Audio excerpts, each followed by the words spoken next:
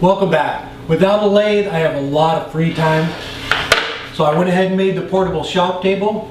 If you haven't seen the video for this one, go check it out. It explains a little bit better on how I did the legs, because I already had the legs done for this one. But it's a great little table with chop saw, great little workspace. Let's go ahead and get started. The wood shop is sponsored by Robust Lathe, Easy Wood Tools, and Chefware Kits.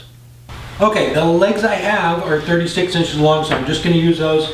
These I'm going to have to cut down a little bit, but I'm going to do the legs first and then figure out exactly where I want it. I think the height is going to come out to be about 32, but I'll have to kind of play around with that and figure out. So I beefed up the dowel that's going to pivot everything. This is 3/4 inch dowel, and the handle on it is going to be 1.25 inch dowel. So I'm going to use a Forstner bit and drill on the opposite end. This one has some holes in it, but it's not going to really affect anything. So I'm just going to do the same thing on the drill press. I'm going to drill out the holes for the dowels on these. Just a quick little tip for lining everything up. Put your dowel in all of them and then take the sander and round it over, and that way they're all even. Okay, that worked out great. Just run the dowel through all of them, and that way they're lined up. And on the legs, I did both the top and bottom that way. So I measured it out to get a 32 inch table. It's 14.5 inches from the bottom if you're using this size, but this can be adjusted however short or tall you want it. Okay, I'm just figuring out what length to cut these. I'm going to make it 30 inches because I really, if I go up to 32, the spread on the legs isn't very much, and I don't think that's going to be very stable. So brought it down a little bit, and like I said before, you can vary this to make any height you want. Okay, so I'm going to cut these down to 22. I cut all my dowels. They only need to be 1.5 inches, but I went 1 5/8 just to have a little bit of room to sand and clean them up when they're done. All right, here's how it goes together. And the other thing is, like the table I made, I'm not going to put a stop in the center. I just want the wood to come together in the middle. I don't need, nobody's going to be sitting on it or anything else. So it'll just use the other sheet as a stop.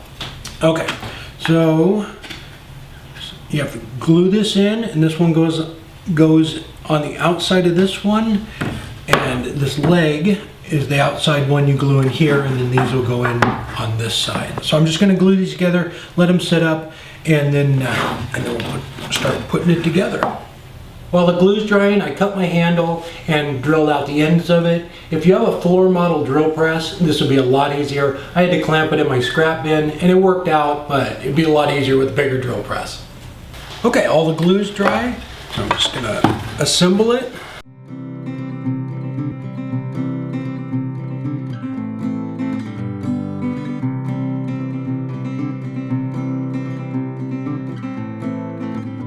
Okay, it should look like this when you have it together. The two smaller supports for the table are on the outside and the legs are on the inside. So I'm gonna put in my dowel, and it's 22 inches.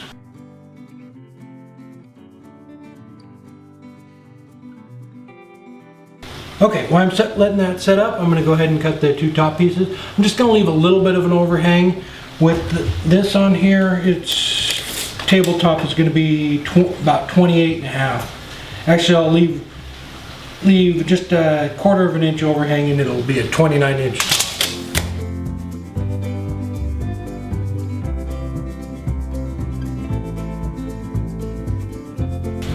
Line your board up on your piece, make sure it's even, and then take and mark a line down center of your support there. And I'm going to pre-drill those too. All right, before I flip it over, I'm going to do the lower supports here too. So I'm going to make them both the same, so they're 27.25, and I'm going to, I don't know, come down there 5 inches.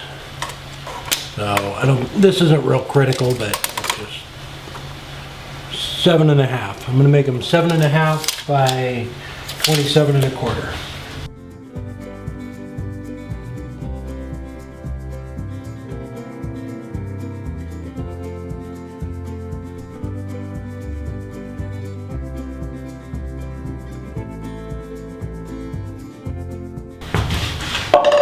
Same thing, just line it up. I went 5.5 inches off of this one on both sides and leave it a little bit off the feet. I went maybe about an inch or so, right about there, just to give it enough room to sit down flat, but it'll be fine.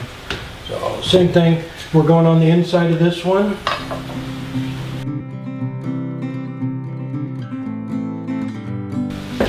All right, I'm just going to repeat the process on the other side.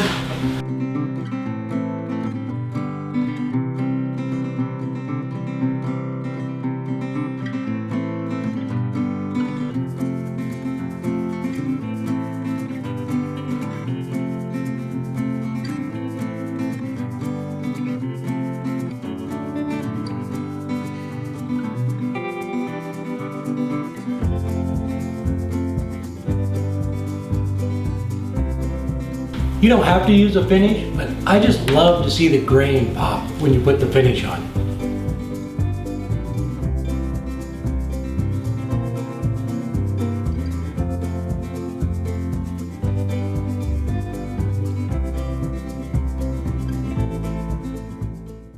There we go, and the height ended up being 31 3/4, and the top is 22 by 29. But I probably could have put a little bit of an overhang on both sides, and it would have been worked out great and still gave me a little bit more surface area. But it's just a great design. I do have the plans, the written plans, up on Instructables, so I'll put a link down below in the description for that too if you want to see it. It's for the table, but same method applies for this. So it's just a great design, great little table, stores out of the way, and like I said before, I'll put the link to the other video down below. One guess what tomorrow's video is going to be. If this is your first time here, I have a new project video every Friday or Thursday. All right, take care.